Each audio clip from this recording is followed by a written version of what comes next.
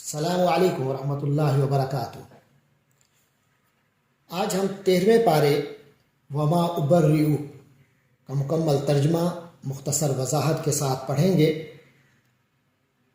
اس پارے میں سورۃ یوسف کا بقیہ حصہ ہمارے سامنے آئے گا، جہاں سے ہم شروع کریں گے۔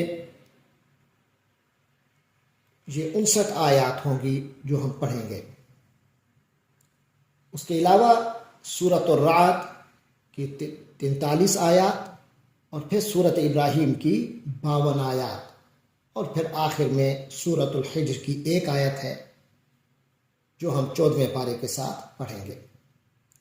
اس طرح 13ویں پارے میں کل 155 آیات ہیں۔ سورۃ الحجر کی 1 آیت سمیت ہم انشاءاللہ 154 آیات کا ترجمہ پڑھیں گے، اور یہ تقریباً 19 رکوع بنتے ہیں۔ تو شروع کرتے ہیں۔ اعوذ باللہ من الشیطان الرجیم، بسم اللہ الرحمن الرحیم۔ وما ابرئ نفسی ان النفس لامارۃ بالسوء الا ما رحم ربی ان ربی غفور رحیم، صدق اللہ العظیم۔ حضرت یوسف علیہ السلام فرماتے ہیں، وما ابرئ نفسی، اور میں اپنے نفس کو بری قرار نہیں دیتا، یعنی میں یہ دعویٰ نہیں کرتا کہ میرا نفس بالکل پاک صاف ہے۔ ان النفس لامارۃ بالسوء، حقیقت تو یہ ہے کہ نفس انسانی جو ہوتا ہے وہ عمومی طور پر برائی کی تلقین کرتا ہی رہتا ہے، الا ما رحم ربی، الا یہ کہ میرا رب رحم فرما دے تو اور بات ہے۔ ان ربی غفور الرحیم، بے شک میرا رب بہت بخشنے والا بڑا مہربان ہے۔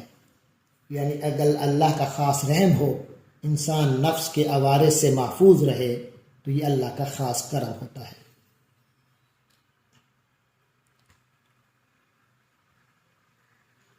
آگے فرمایا، وقال الملک اوتونی بھی،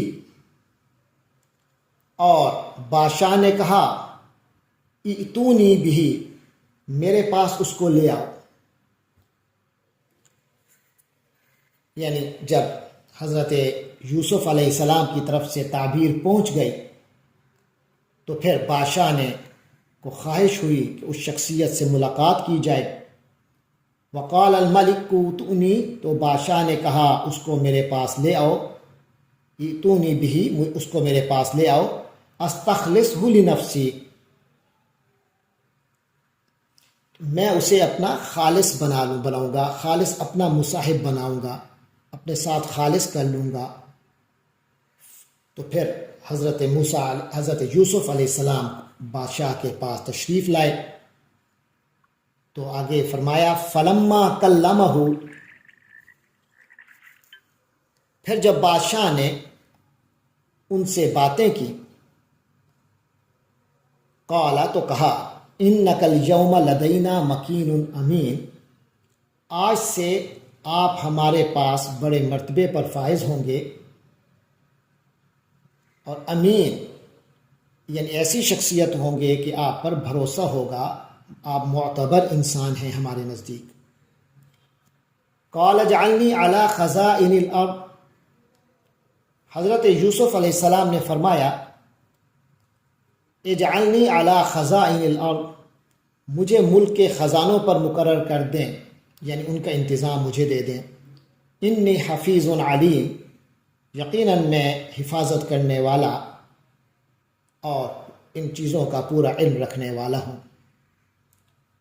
وَكَذَلِكَ مَكَّنَّا لِيُوسُفَ فِي الْأَرْضِ، اور اس طرح اللہ تعالیٰ فرماتے ہیں، اور اس طرح ہم نے یوسف کو تمکن عطا فرمایا، ایک اقتدار عطا کیا، یتبوأ منها حیث یشاء، کہ وہ اس میں جہاں چاہیں اپنا ٹھکانہ بنائیں۔ نصیب برحمتنا من نشاء، ہم اپنی رحمت جس کو چاہتے ہیں پہنچاتے ہیں۔ ولا نضیع اجر المحسنین، اور نیک لوگوں کے اجر کو ضائع نہیں، اور ہم نیک لوگوں کے اجر کو ضائع نہیں کرتے۔ والا اجر الآخرت خیر، اور جو آخرت کا اجر ہے، آخرت کا جو معاملہ ہے، اس میں جو اجر ملے گا وہ تو بہت ہی بہتر ہے۔ للذین آمنوا، ان لوگوں کے لیے جو ایمان لائیں، وکانوا یتقون، اور تقوی کی روش اختیار کرتے رہیں، تقوی پر کاربند رہتے رہیں۔ وجاء اخوۃ یوسف، اسی دوران پھر جب قحط آ گیا، حضرت یوسف اپنے اس مقام پر تھے اور ادھر سے قحط آ گیا، ان کے جیسے انہوں نے تعبیر بتائی تھی، تو دور دراز کے لوگ ان کے پاس غلہ لینے آئے، ان میں شام سے ان کے بھائی بھی آئے۔ تو فرمایا وجاء اخوۃ یوسف، اور یوسف علیہ السلام کے بھائی بھی آئے، فدخلوا علیہ، تو وہ ان کے سامنے پیش ہوئے، فعرفہم، تو یوسف علیہ السلام نے ان کو پہچان لیا، وہم لہ منکرون، اور وہ آپ کو نہ پہچان پائے۔ ولما جہزہم بجہازہم، اور جب یوسف علیہ السلام نے جہزہم بجہازہم، ان کا سامان تیار کر دیا، قال اتونی باخ لکم من ابیکم، تو آپ نے کہا کہ آئندہ اپنے باپ شریک بھائی کو بھی میرے پاس لے کر آنا۔ الا ترون انی اوفی الکیل، کیا تم یہ نہیں دیکھ رہے ہو کہ میں پیمانہ مکمل بھر بھر کر دے رہا ہوں۔ وانا خیر المنزلین، اور میں بہترین مہمان نوازی کرنے والا بھی ہوں۔ فإن لم تأتونی بہ، اور اگر تم لوگ اس کو میرے پاس نہ لے آئے، فلا کیر لکم عندی، تو میرے پاس تمہارے لیے کوئی غلہ نہیں ہوگا، ولا تقربونی، اور نہ ہی تم میرے قریب آ سکو گے۔ قالوا سنراود عنہ اباہ، وہ بولے ہم اس کے والد کو اس کے بارے میں بہلانے کی کوشش کریں گے، وَإِنَّا لَفَاعِلُونَ، اور ہم ایسا ضرور کریں گے، اور ہم تو ایسا کرنے والے ہیں، یعنی کہ تاکہ وہ آئندہ ہمارے ساتھ اسے بھیج دے۔ وَقَالَ لِفِتْيَانِهِ، اور حضرت یوسف علیہ السلام نے قال کہا، لِفِتْيَانِهِ، اپنے نوجوانوں سے، یعنی جو کارندے تھے، اجعلوا بضاعتهم فی رحالہم، کہ ان کی پونجی، یعنی ان بھائیوں کی جو پونجی ہے، جو یہ لے آئے تھے غلہ خریدنے کے لیے، ان کی پونجی ان کے کجاووں میں رکھ دو، لعلہم یعرفونہا، تاکہ یہ لوگ اس کو پہچانیں، اذا انقلبوا الی اہلہم، جب اپنے گھر والوں کے پاس واپس پہنچے، لعلہم یرجعون، اور شاید وہ دوبارہ آئیں، یعنی اس احسان کی وجہ سے وہ دوبارہ آئیں۔ فلما رجعوا الی ابیہم، تو پھر جب وہ سب لوگ اپنے والد کے پاس پہنچے، وہ تمام بھائی واپس غلہ لے کر اپنے والد کے پاس پہنچے، قالوا یا ابانا، تو انہوں نے کہا ابا جان، منع منا الکیل، آئندہ کے لیے ہمیں غلہ دینے سے انکار کر دیا گیا ہے، فارسل معنا اخانا، لہٰذا آپ ہمارے ساتھ ہمارے بھائی کو بھی بھیجیں، یعنی وہ بنیامین جو حضرت یوسف کا سگا تھا اور ان کا اللاتی بھائی تھا، سوتیلا بھائی۔ فارسل معنا اخانا، ہمارے ساتھ ہمارے بھائی کو بھی بھیجیے، نقتل، تاکہ ہم پھر غلہ لا سکیں، وَإِنَّا لَهُ لَحَافِظُونَ، اور یقین رکھیے کہ ہم اس کی پوری پوری حفاظت کریں گے۔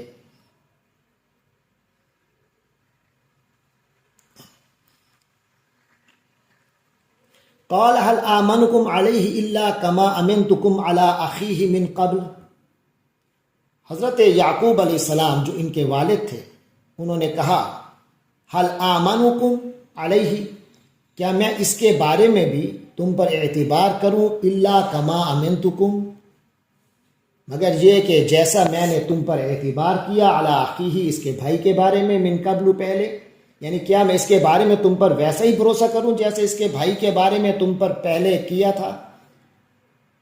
فاللہ خیر حافظا، خیر اللہ سب سے بڑھ کر نگہبان ہے، وہو ارحم الراحمین، اور وہ سب سے بڑھ کر رحم فرمانے والا ہے۔ ولما فتحوا متاعهم، اور جب انہوں نے اپنا سامان کھولا، وجدوا بضاعتهم ردت الیہم، تو انہوں نے دیکھا کہ ان کی پونجی انہیں لوٹا دی گئی ہے۔ قالوا یا ابانا، تو کہنے لگے ابا جان، ہمارے ابا جی، ما نبغی، ہمیں اور کیا چاہیے، ہذہ بضاعتنا ردت الینا، یہ ہماری پونجی ہمیں واپس کر دی گئی، ونمیر اہلنا، اور ہم اپنے گھر والوں کے لیے اور غلہ لائیں گے، ونحفظ اخانا، اور ہم اپنے بھائی کی حفاظت کریں گے، ونزداد کیل بعیر، اور ہم ایک اونٹ کا بوجھ زیادہ لے کر آئیں گے، ایک اونٹ کا سامان زیادہ لے کر آئیں گے۔ ذالک کیل یسیر، تو اس طرح سے زیادہ غلہ بڑی آسانی سے مل جائے گا۔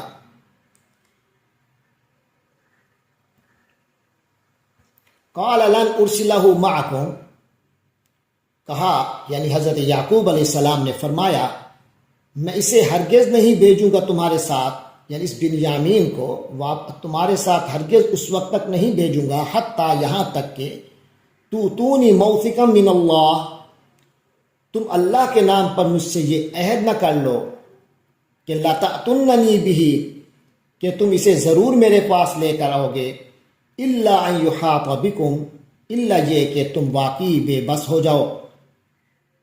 فلما آتوہ موثقہم، چنانچہ جب انہوں نے اپنے والد کو یہ عہد دے دیا، قال، تو والد نے فرمایا، اللہ علی ما نقول وکیل، جو قور و قرار ہم کر رہے ہیں اس پر اللہ ہمارا نگہبان ہے۔ وقال یا بنی، اور آپ نے کہا حضرت یعقوب علیہ السلام نے، یا بنی، اے میرے بیٹو، لا تدخلوا من باب واحد، تم سب لوگ ایک دروازے سے شہر میں داخل مت ہونا، وادخلوا من ابواب متفرقہ، بلکہ مختلف دروازوں سے داخل ہونا۔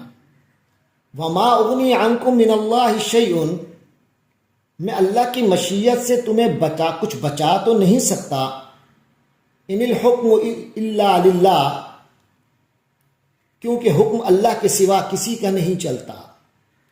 علیہ توکلت، تو جہاں تک میرا معاملہ ہے، علیہ توکلت، اسی اللہ پر میں نے بھروسہ کر رکھا ہے، وعلیہ فلیتوکل المتوکلون، اور تمام توکل کرنے والوں کو اسی اللہ پر ہی توکل کرنا چاہیے۔ ولما دخلوا من حیث امرهم ابوہم، اور جب وہ بھائی اس شہر میں داخل ہوئے اس مقام سے، اس طرح جس طرح ان کے ابو نے انہیں حکم دیا تھا، ما کان یغنی عنہم من اللہ من شیء، وہ بچانے والا تو نہیں، یہ عمل ان کا اور یہ والد کا فرمان اللہ کی مشیت سے ان کو ذرا بھی بچانے والا تو نہیں تھا، الا حاجتاً فی نفس یعقوب قضاہا، لیکن یہ دراصل یعقوب علیہ السلام کے دل میں ایک خواہش تھی جو انہوں نے پوری کر لی۔